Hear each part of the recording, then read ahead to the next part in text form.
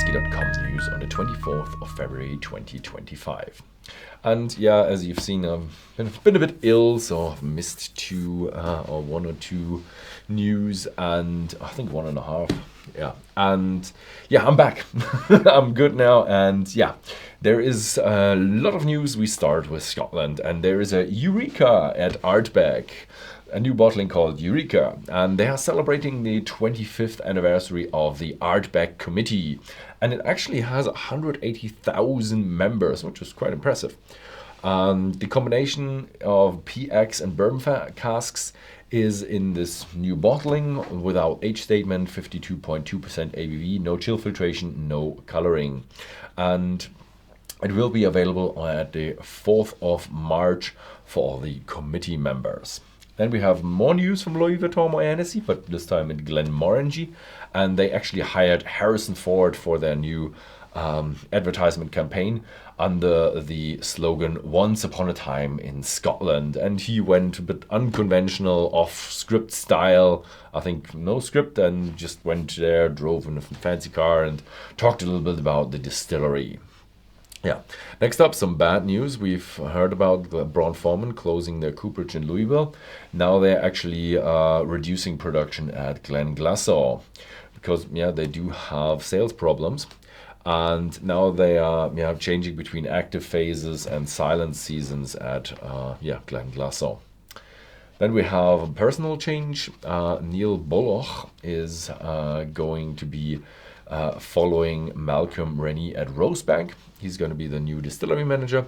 Neil Bulloch was formerly at Blackwater, and since 2023 they're producing at Rosebank, so he will probably be the distillery manager in charge of the launch of the new Rosebank. Then we have Kilchoman. They are doing their Jubilee with a 13-year limited edition. They're actually now 20 years old. Yeah, Kilchoman is 20 years. The distillery is 20 years old. It's triple distilled bourbon barrels, bourbon octaves, Calvados casks, as we know them, very heavily peated, 50 ppm, 50% ABV, no coloring, no chill filtration, as they really can't do that at Kilchoman, and they don't want to. And yeah, so nice celebrations at Kilchoman. Then we have Edradour at 10 years. They're actually changing. I think they want to change generally at Edradour, but they're changing 10 years at the beginning. And 40% is out, and they are now filling with 43%.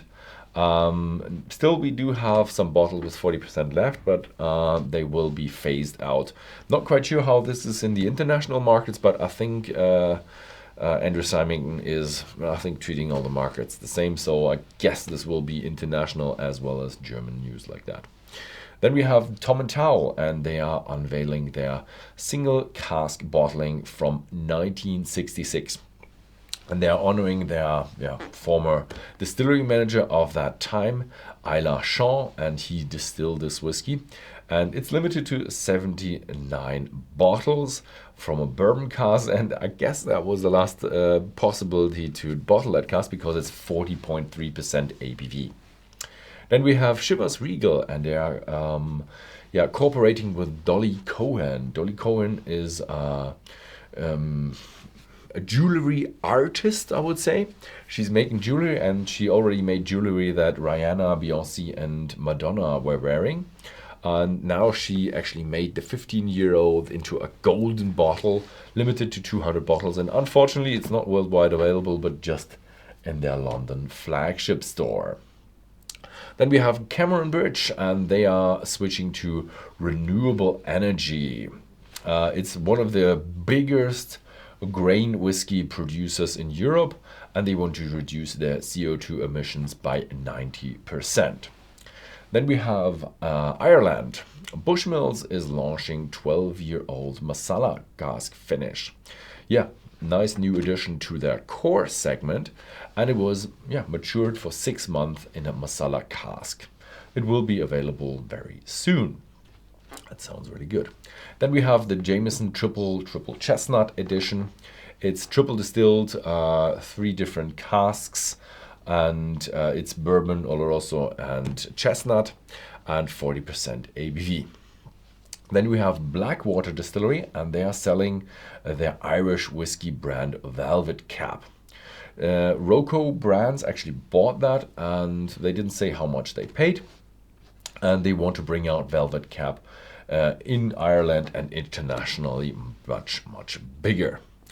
Then we go to the United States. We have Bulleit Frontier Whiskey, and they're bringing their first bottle in bond bottling.